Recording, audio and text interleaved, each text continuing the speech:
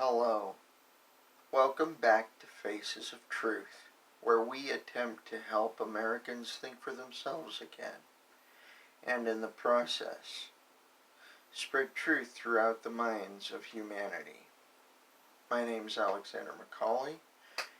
This episode, I'd like to continue the climate change dialogue and talk about the glacial handcuffs our planet has been enduring for the past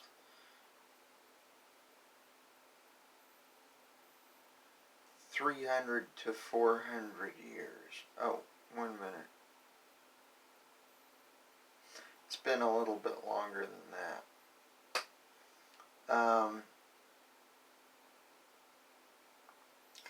Our planet, the first point I'd like to make is that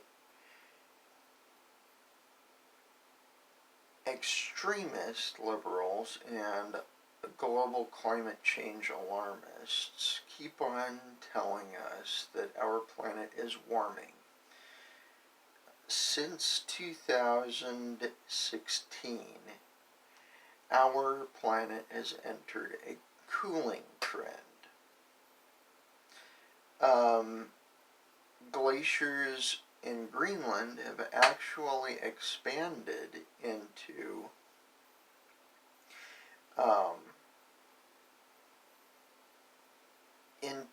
the Atlantic Ocean. It is a lot more treacherous to traverse the northern Atlantic, and the sea ice is breaking down the current that brings temperate climate to northern Europe. This last winter, we experienced at lower latitudes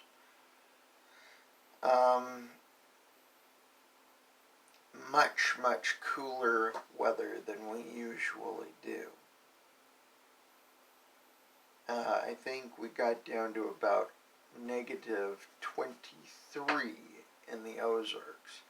People in Canada are going to laugh at me saying negative 23.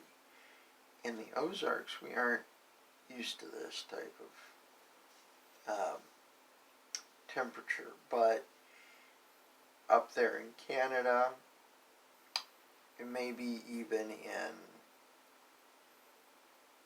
Iowa, etc., further north you get, the colder it gets during the winter, and this is understandable. However, the fact that our temperatures decrease this winter is a sign that our climate is not warming but cooling, going the exact opposite direction.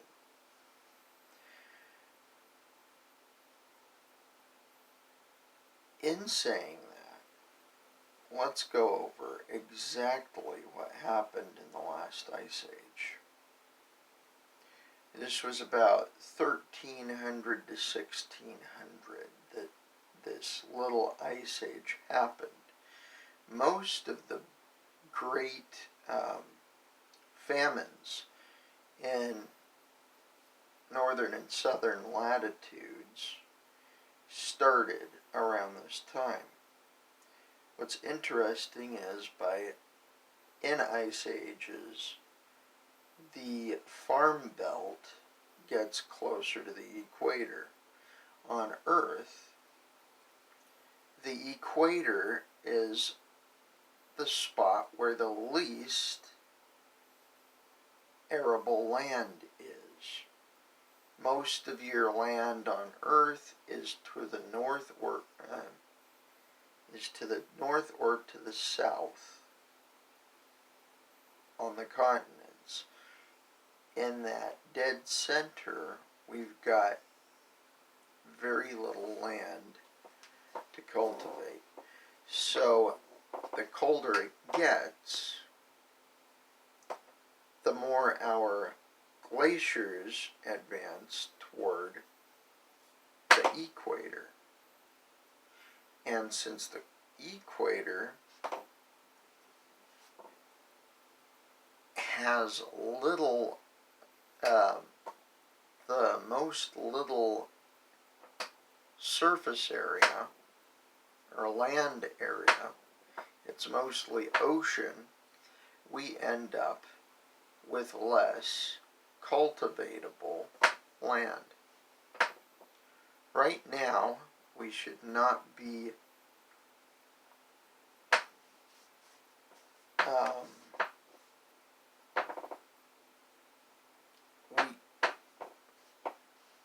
at the moment, we should not be trying to cut back on our carbon emissions as a human race. The most intelligent route to go is to increase our carbon emissions. Our planet is actually going through a carbon dioxide dearth.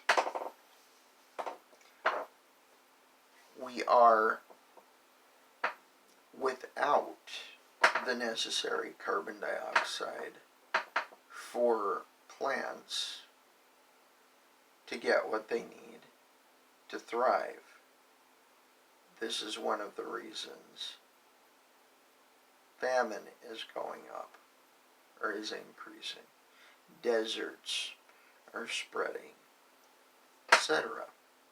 The other reason is the planet's cooling down. Cool planet, more desert. Warm planet, less desert.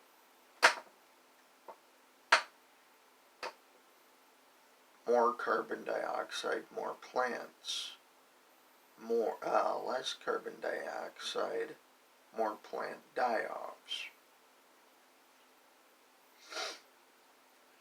Now, we keep on hearing our climate alarmist friends say,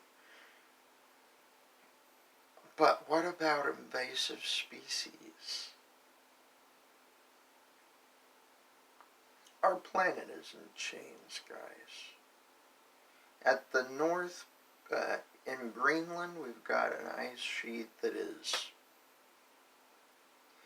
fairly sizable that goes off into the ocean, cooling the ocean to the point that the currents stop, thus bringing the temperature down in places like Great Britain and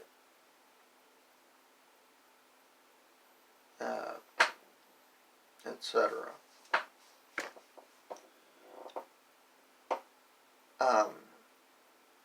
The Netherlands, if this cooling trend continues, will be a cold wasteland. As a result, we will have to adapt by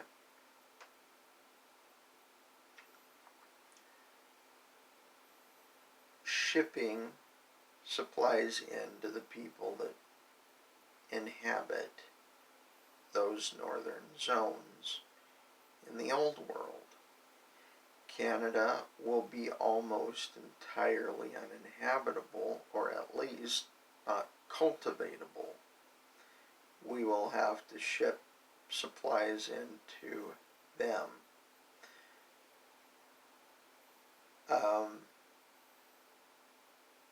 South America,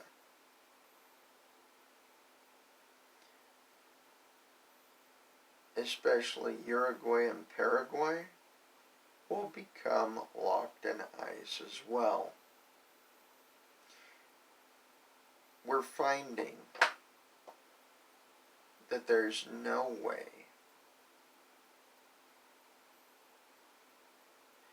that what what our climate alarmist friends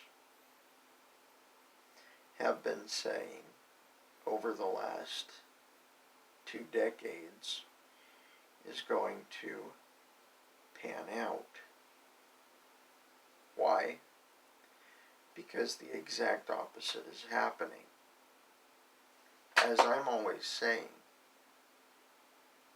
go with physical evidence, not with computer models. We find during cool downs that famines increase, deserts swell, and infectious diseases become more rampant. This is exactly what we've seen over the last 2 years.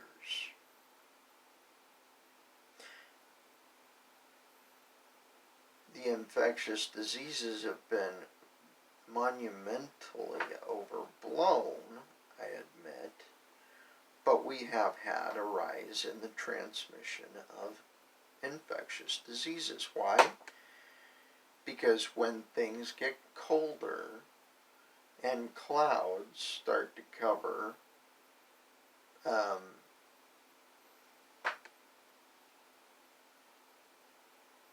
preventing us from getting the appropriate amount of sunlight to generate vitamin D, etc., and we don't get zinc and a balance of vitamins and minerals in our diets, infectious diseases rates climb. This is really what has been spurring the so-called pandemic of 2020. In my opinion, the whole pandemic narrative has been one giant terrorist attack on free nations, shutting down the ability of level-headed people to communicate with those who have been convinced to adopt a mindset of paranoia. But there has been an increase in transmissible diseases. Why? Because we're cooling down. In a warmer environment, these infectious diseases cannot survive. So, what have we learned today? That when our planet is locked in ice, it cannot provide for its inhabitants. When politicians demand that we exacerbate the onset of ice ages, they do it because they want to be able to manipulate commodities. Why would they want to manipulate commodities?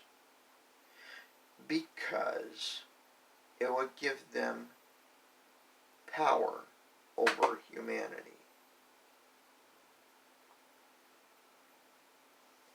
How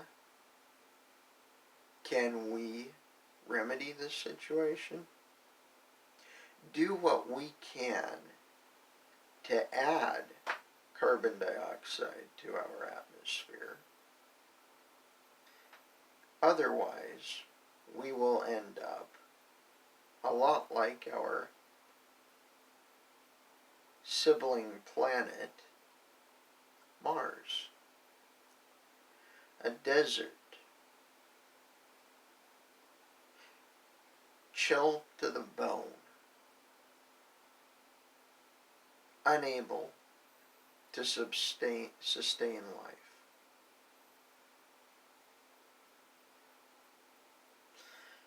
The glaciers are a prison, a ball and chain that prevent our planet from providing for its inhabitants.